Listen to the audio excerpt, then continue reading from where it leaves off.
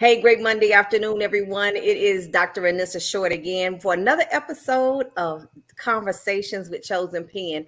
Please pardon our delay. Life happens, okay? But we welcome you joining us today. As with any other time, we have another phenomenal guest that we are excited about introducing you to. We've got some exciting information that we want to share with you about what's coming up this week. Not only this week, but what's coming up in the near future with Chosen Pen. But before we do all of that, Dr. Norma, you want to say hello to everyone? Hello, hello, hello. I'm very, very excited. This is one of the most exciting weeks, I suppose, of Chosen Pen, more so than any other week that we've had. I'm looking forward to all the things that will happen, to all of my friends who are coming in from near and far, from the friends that I have yet to meet, I have talked to, such as Michelle. Of course, she's my new bestie. So we're just doing wonderful things this week and pray that you can come out and join us. Absolutely. This weekend, we will be celebrating 10 years of Chosen Pen being in existence. And Dr. Norma McLaughlin, of course, is the founder and CEO. I am honored to have an opportunity to work with her. We've had a lot going on, planning, making sure all the I's are dotted and the T's are crossed. Listen, she was very modest. Let me tell you, we've got phenomenal people traveling from varied states and cities to be a part of the excitement. Friday night, 6:30 p.m. Eastern Standard Time, we will be having a mixer where you can come out, mix and mingle, and meet our guests. Introduce yourself. If you're a business owner, bring your business cards. The address is 1420 Hope Loop Road. The registration is $35, and we will be having refreshments. Now, Dr. Norma, tell me, isn't it like a chocolate affair or something like that? It is everything chocolate. Everything It chocolate. is an event that we've hosted once before, and this is really a mini part of that. It's not really the full buffet, but I'm sure you will enjoy it immensely. As a matter of fact, so $35 registration. We're going to have the speakers there. They'll have their table set up. You'll get a chance to mix and mingle, enjoy the refreshments, and get to meet other people who, whether you're an author or not. One thing about it, when you build relationships and collaborations, and everyone is in their own respective lane doing what they do well, collaborating doesn't necessarily mean being around people that do the same thing you do, but we all can glean from each other. And that's what Friday night is all about. And then Saturday is the official day. Listen, all day long, we're going to be shaking and baking. It's going to be a lot of juiciness happening on Saturday. That morning at 9:30 a.m., the doors will open for our Forbes Business Council. Now, if you are a part of the business world, you already understand the significance of the Forbes name. Chosen Pen Publishing is an affiliate, and we can host these events in order to bring something new, something what's the word I'm looking for? New, innovative to the city, to provide a platform for brilliant minds to share their stories, to share their ideas. That Forbes event will begin, as I said, the doors will open at 9:30 that morning. There will be a light lunch. We have our keynote speaker here. You're going to meet her in a minute. And then at 2 o'clock, 2 or 3 o'clock, that event will end. And then that night is our sneaker ball. Yes, honey, we're going to put on something pretty with some tennis shoes. Let's be clear, because our feet will more than likely be hurting by that night. But that's going to be the culmination. We're going to be celebrating all that Chosen Pen has accomplished and giving you a sneak peek as to what's up and coming with Chosen Pen. So the Saturday event, the 1 day ticket, all day ticket is $99, and the tickets will stop selling, you guys, Friday at noon. So don't delay this, whether you choose to do Friday night only or Friday and Saturday. Come out and bring a friend with you. We are excited about this celebration, and we want as many people, especially people here in our Fayetteville area, to be a part of it. So without further ado, let's talk to this phenomenal woman that we have as our guest. She is the young, the rich, the famous, all the way from the awesome state of Georgia, Miss Michelle Harris-Deadwiler. Michelle, thank you so much for saying yes to this opportunity. Oh, thank you guys for having me. It's always a pleasure to be with Dr. Norma and you. You guys are just amazing women, seriously. And the time I was in Fayetteville with you guys for the book signing of our friend from Africa, it was just amazing to be around y'all. So amazing. So I'm We happy feel the to be same way here. about you. We Yeah. feel the same way about you. So tonight is all about us meeting you because you're the keynote speaker. We'll end our conversation with what that is all about and what that will entail. But tell our audience, who is Michelle? What have where you, a little bit about who you are as a person and some of the phenomenal things you've managed to accomplish in your life. Yeah, so I try not to toot my own horn, but Well, toot you today. know. So, for those of you who don't know me, my name is Michelle Harris-Deadwiler. I am the owner of Three Rivers Truck Driving School. I am the first Black woman to own a CDL school in the state of Georgia, and I still hold that title to this day. I am also the first Black woman to bring the CDL school from the state of Georgia into Florida, where we train behind the wall. So we have a school in Florida, we're bringing a school in Macon, Georgia, and we have one in Commerce, Georgia. But I'm also the first woman to actually franchise my school in the state of Georgia also. So I like being the first, I guess you could say. Somebody has to do it, Michelle. Why not you? Why not you? Yes. Yeah. So let's talk a little bit about this. For those who don't know, CDL licensure allows those to be the truck drivers on the road, hauling freight from here to there. Even I think bus drivers in local cities and municipalities must have a CDL license as well. Is that correct, Michelle? It is, but I don't look at it as a license. For the people that I actually teach, it's a new way of life. So it's not a license. It's the right to have a healthy living and to a right to come out of poverty, a right to own, a right to be who you want to be. It's really giving that person, that individual, a right to be themselves, honestly. I love that. I love that philosophy. And I love that philosophy because I know, without saying too much, who you target to give people a second chance to help build the quality of life that they so desire. And I want you to tell a little bit about that, but I also want you to tap into something that I've noticed as a pattern, that's more women becoming engaged in the industry. So let's talk about both of those, if you don't mind. Wow, the women part is so dear to me. I was just in an interview, I think Friday, and that's what the young man asked me. He said, "There's so many women. Why are you guys want to be in the trucking industry?" And I don't think we wanted to be here. I think what happened was we needed an income, and we saw that was a route that we can get an income and be able to have a type of income that allowed us to take care of our children sufficiently. We didn't want to work at McDonald's. We didn't want to work at Burlington Coat Factory. We wanted to do something that made us feel part of the community and that also gave us strength. And I think for a woman, anytime she gets behind the wheel of that massive vehicle, it gives her this power to feel like she can accomplish anything. And for anybody on here who's actually done the CDL test, you know that that test is so strenuous. It's really difficult to pass on the first try. So for her to come out there and apply herself just as the average man, to apply herself getting in and out the truck, where our school is, definitely we say getting out the mud because there's nothing but dust back there behind the warehouse. And we have to put her in that environment where she can't wear her pretty hair. Some of you will see me training and I got my weaves back in the ponytail. I got hats on because we got our work boots on. So for her to be in that environment and accomplish something after 4 weeks that not a lot of women accomplish because they give up, I think it just shows her strength. So I think one of the reasons we picked it is because it allowed us to show our strength without being too manly. And I love that a lot of the women now that are coming into the industry, we're not afraid to drive with our nails on, our eyelashes on, our hair weave on. We've made ourselves a place in the industry. And that's what I'm so proud of. I love that it. I love it. Us, yes, I love that we have a place. Now, to my target audience, I said this to a young lady the other day, and there was a situation that came up, and the young lady said, she wanted to start a school, and that's neither here nor there, but what ended up happening was there was a little miscommunication, and I had to explain to her, my audience and your audience are two different people. My audience, I strictly target people coming home from prison. I don't have a need to target anyone else. It's kind of, for me, it's kind of like if we take it biblical, Jesus didn't come for the church.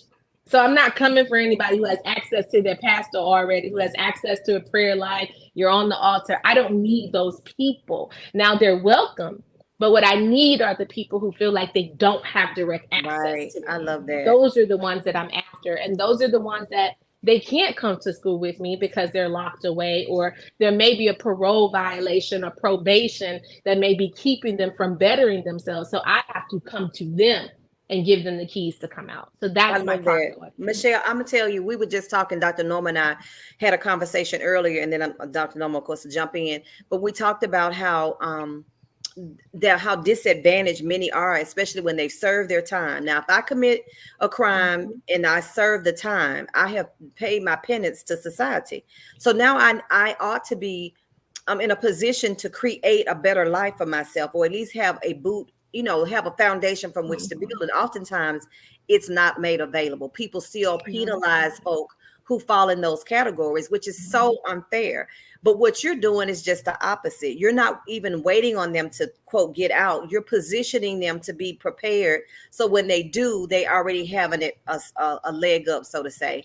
Dr. Norma, anything you want to add or ask? No, well, nothing that Michelle probably hasn't heard me say to her many, many, many times throughout our visits to Africa and in the cold and the rain and wherever we may have been trying to deliver our messages. But the one thing that I said I am in awe of is that we have respect for those men, women, whenever they come out of prison, because they've already paid their dues. Right. We are not to sit in judgment of them because then, of course, we're sinning, because we're not the ones to judge them, and they've already paid. They're just the same to society as we are once they've paid their dues. And some of them rightly didn't have dues to pay because they were locked up falsely. So a lot of that is happening as well. But to be able to go in and empower them to be ready for society when they come out. Because, we talked about them. We talked about the literacy piece. We talked about what it is that they need in order to be successful in today's society. And in order to pass that CDL, we know they've got to have the literacy. They got to have the reading skills, all of those things that enter into play in order for them to do that. So you've accomplished a little mini miracle within that by being able to put those people into jobs. I mean, not a McDonald's paying job. Yeah. These are real jobs making real money. Yes, true. And there's a need. They can sustain their families, themselves. They can go on a vacation. They can take time and schedule themselves. It's amazing what actually happens through that particular job. I shouldn't say job, profession. Yes. Good. One of the things that we do when we go in, we ask them to talk about some things that they took for granted but are now grateful for during their time period inside. And I remember hearing a couple of the young men say that they took for granted the time to go on the back porch and just smoke a cigarette, to just get up out of their bed and walk to the back door and to smoke a cigarette. Wow. In their own confined space and everything, just having that freedom of moving when you need to. Someone said, I took for granted just getting up and going to the refrigerator, opening the freezer and getting a chocolate bar and being able to enjoy it while I watch TV. And then someone said, I took for granted being able to take a shower by myself. So it was these little things, and I wanted them to stick with the little things. I didn't want them to go big into family because I like for the guys to focus in on them. Because a lot of times the reason why they're in trouble is because of family. They're trying to take care of family or children. Right. So a lot of times we have to pull them away from that and say, but now it needs to be about you. How are you going to correct this issue? So in doing that, one of the things I was faced with when we got the call to come to Florida was, I can go in and train these men all day. I can do that in my sleep. I don't have no problem. I mean, I know who I am. I'm effective in training. Our school has a 98.2 success rate. I can do that in my sleep. But then the problem was, I literally prayed and said, God, if you assign me to this, I need them to have jobs. It doesn't make any sense to give a man a key to unlock a door and he can't find the door. Right. That makes no sense whatsoever. So I said, please, give me the road to find these men valuable employment, as Dr. Norma said, because it doesn't make sense for them to have a CDL license and they go work at McDonald's. Now they're still in a position that they were in before they went in, trying to provide for their family. So everyone that I talk to that has trucks or has the availability to hire them, the first thing I ask them, can I bring my boys? If I can't bring them on the platform, if I can't bring them, then there's no need for me to be there, because I feel like I'm the modern day Harriet Tubman with this. They have to be free. I can't let another man either go in or come home without something to live for. So it's really important. So a lot of what we did was, when I got the call from Florida, my team and I went and we were searching for grants to pay for their schooling so they didn't have to worry about that. I mean, we were calling everybody. How do we get them here? How do we get them transferred? We were calling probation officers, parole officers. I mean, we needed a plan. So we got together the plan. And as I'm literally like, God, okay, where are they going to work? Because I can't hire all of them. I mean, right now, every class, there's about 60 men. I can't hire 60 men every 120 days. I don't have enough tricks for that. So I was like, God, what are we going to do? Lo and behold, one day I get a phone call from an oil typhoon in Texas. And he tells me, hey, look, I've been following you. And little do I know, he's a big fan of mine. He said, I watch everything you do. And I just adore what you're doing with these men. And I want to be a part of it. So he asked me to come to Texas, do a photo shoot, because we got together to put together a program where we can rehabilitate them even more when they came home, to actually structure them for the oil and gas industry. That's unheard of. No one, you can count on one hand the amount of people that go from prison, long-term prison sentence, into the oil and gas industry with the CDL. It's not even heard of. So I'm also the first Black woman to make that portal for them to come right from prison, get their CDL, and go straight to the oil and gas industry. And that was something that I didn't think we could do, but I knew God could do it. I knew I couldn't do it. Well, you asked for it. Yeah, I asked him, I said, you can't send me in here without nothing for these boys to come home to. And I even told him, I said, these boys have to see this. They can't just hear me. So when the young man called me about it, his name is Marcus from Blue Collar Accelerated. And when he called me, I said, I need a POC. I need a proof of concept before I allow my boys to come. I said, so I'm going to trust you with my son. I'm going to put my son in your hands, because my son just came home from prison. And if you can make my son happy and he can get involved and he can actually show me what he's doing, then I know it works. So, I mean, literally we hit the ball rolling with my son. Everything that he told me he was going to do, he did. And then now my son just miraculously ends up in the oil and gas industry with an armed robbery felony on his record. And he's making over $3,000 a week. That's awesome. So that's a huge accomplishment. And that's what we're trying to offer these guys. Like, so when we go, actually Wednesday of this week, this Wednesday, they'll be graduating. We'll be graduating 60 men from the reentry unit. And the reentry unit in Florida is the department where 95% of them have a chance of reoffending. So to get them to get a CDL program in the reentry area was top of the line, because these are men that once they go home, about 6 months later, they have a 99% chance that they're going to reoffend.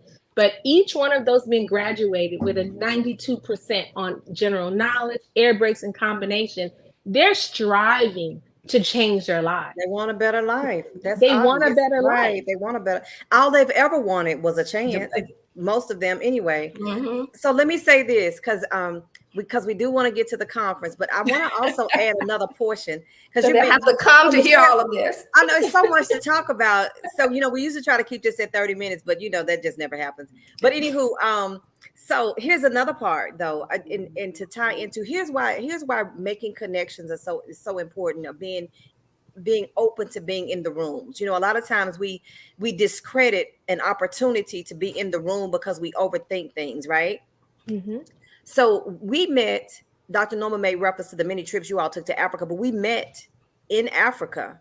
Mm-hmm. Well, actually, we met through Facebook, through Nika, but that's another story. But but as a result of you being willing to be in a space such as South Africa, aren't you, I'm just heard this, through the grapevine, aren't you doing some things maybe in South Africa too, to bring the possibility to, I'm just saying, I thought I heard something like that. Michelle, tell us about it. I could be wrong. I don't want to start a rumor. I don't want to start a rumor. I love it.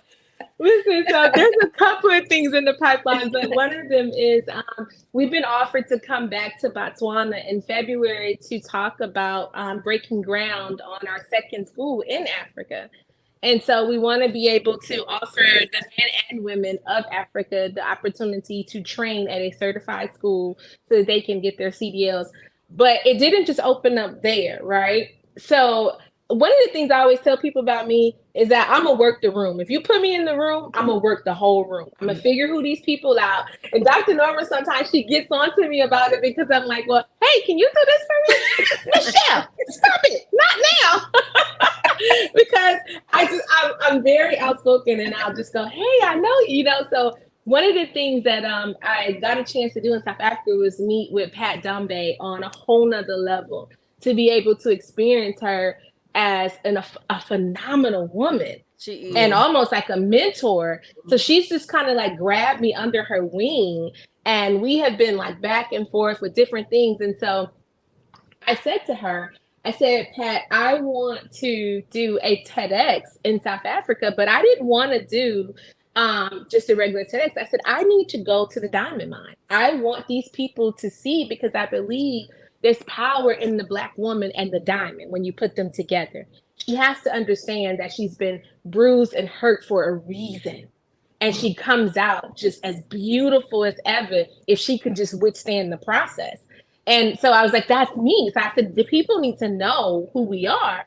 So she pushed and pushed and pushed. So she got us there. But this is what she said yesterday. She called and said to me, hey, so my people here are asking me, and now I'm gonna tell Dr. Norma live now. So she says, my people here are asking me, can we do something with our diamonds in Atlanta? And you invite all of your friends. Can we bring diamonds from Africa to you as a host? Yes, you know we're all over that. Yes. I said, oh my God. Who's gonna say no? I mean, who's gonna say no to that? No, we don't want diamonds in Atlanta. No. So I said, you want me to host it?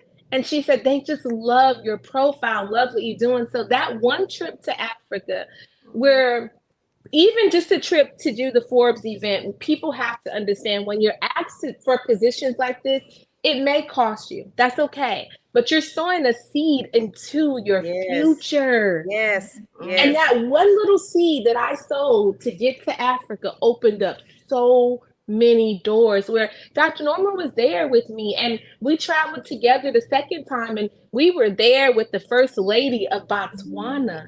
We met the general. It was amazing to be in such high standard people present, all because we took and Dr. Norma said this at the airport. She said to me, she said, I have been praying and praying and praying that God give me all these elaborate, excellent speaking engagements.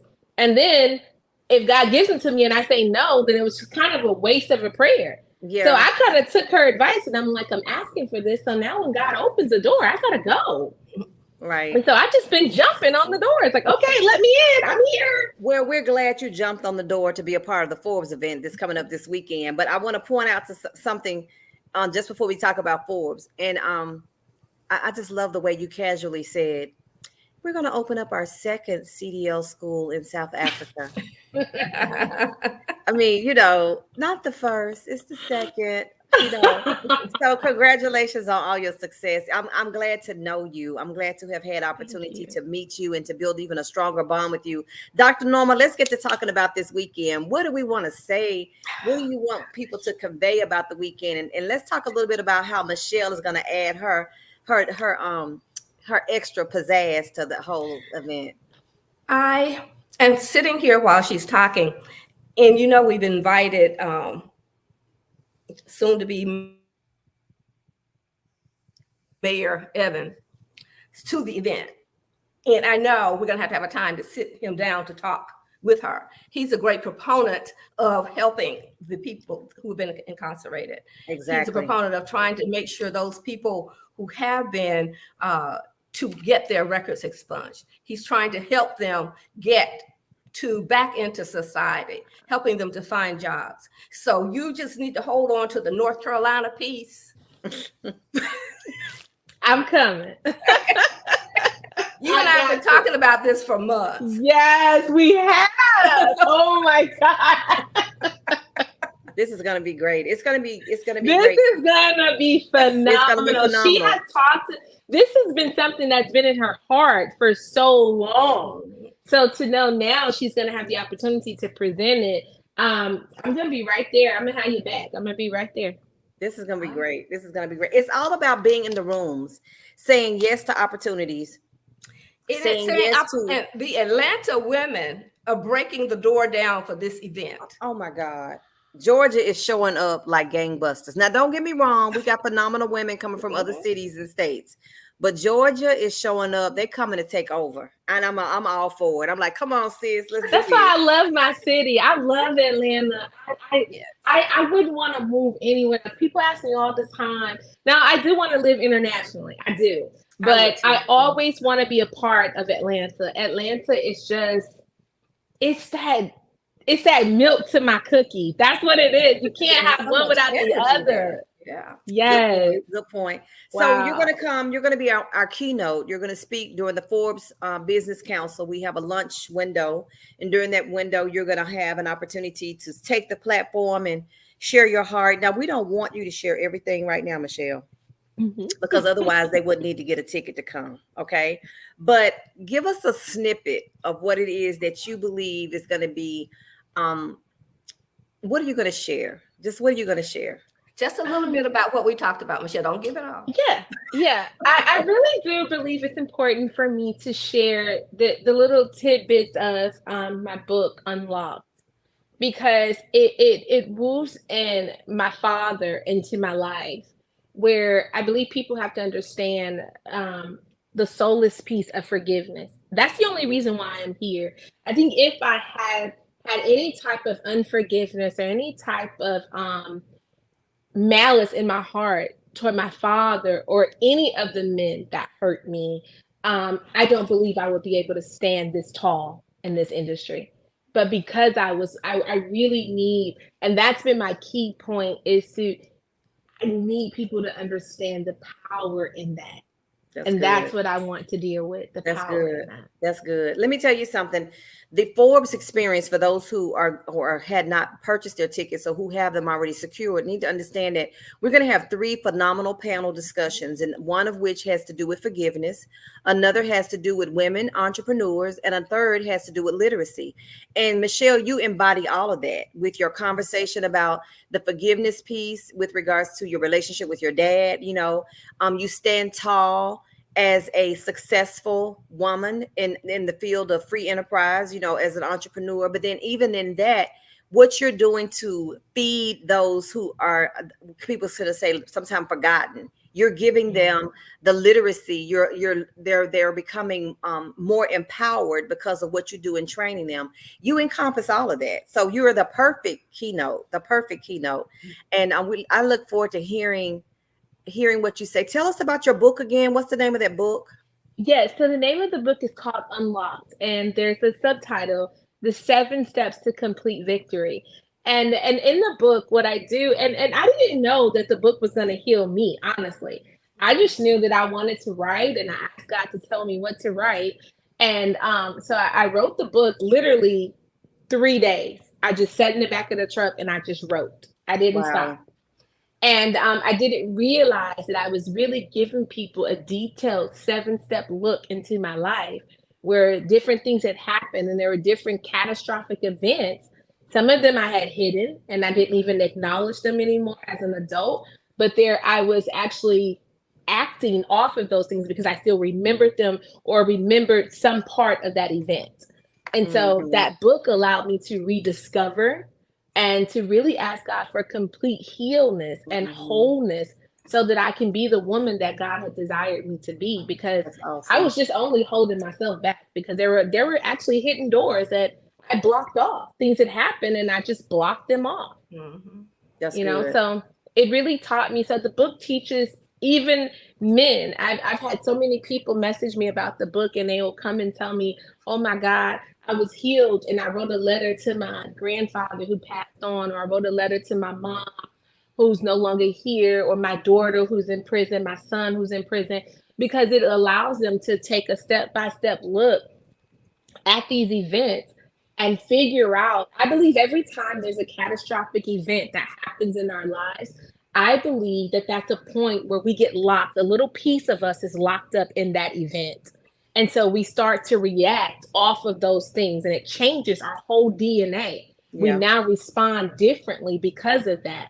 So once you're unlocked from those events, your DNA also changes And now you respond to the person who you were intended to. You That's good, respond as the Michelle. person you were intended to That is be, so and not good. the person who went through the catastrophic event. That's good, Michelle. Dr. Norma always teaches, and that's how Chosen Pen really came about, is that she said women had stories to tell. That's what God showed her, that stories needed to be told. And so Chosen Pen is a platform for those people to write their stories. And in traumatic situations, there, writing a book is really what you call a cathartic experience. It all ties together. It reminds me of what the word of God says about all things work together for good for those who love the Lord, if we allow it to work, right? Dr. Norma, what do you have to say or to add or to ask? Every day that we have conversations, whether with Chosen Pen or with whomever, that brings us closer to Saturday, I just get more and more excited. We started this, I guess, how long ago, but as we planned and worked and tried to bring all the pieces together, the closer we get to the date, the culmination date, the more excited I become, because I just see so much that is going to be delivered to our community. Yes. To our city, that there's so many people who are waiting to hear the things that we have to offer on that Saturday. I mean, whether you're in education, whether you are an entrepreneur, whether you're harboring unforgiveness and you're stuck in the muck and you don't know how to go on, you're going to find answers for all of those things here on Saturday. And we will make sure that if you don't have an answer, we'll set aside some time with some of these speakers for you to actually have conversations with them as well. We don't want anyone to leave feeling broken or stuck, be it in your profession, be it in your child's education, be it if you're in prison. We want you to say, I will be an overcomer. That's good. That is so good. So let me recap. Let people know, because let me just put this on the screen too, because I don't want people to be around here running around to where do I need to go to get my ticket? You need to go to chosenpen.com/events. Friday night is the mixer. It's the mingle. Bring your business cards.